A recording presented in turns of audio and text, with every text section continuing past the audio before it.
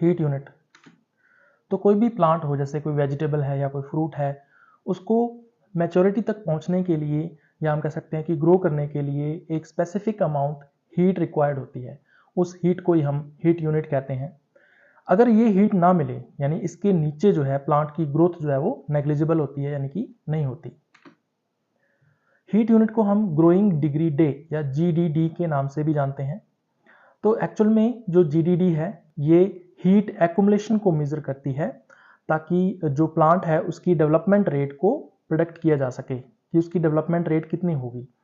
जैसे कि जो फ्रूट्स एंड वेजिटेबल्स हैं उनकी मैच्योरिटी कब होगी, तो उसको हम GDD या ग्रोइंग डिग्री डे के हिसाब से हम मेजर कर सकते हैं। फॉर्मूला की अगर अपने बात करें तो heat unit GDD is equal to T max plus T min divided by 2 minus T base.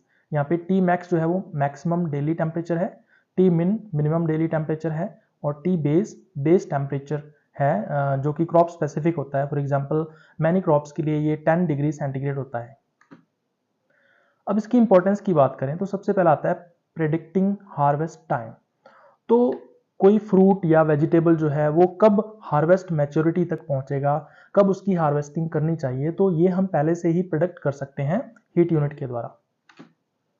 दूसरा है क्वालिटी असेसमेंट।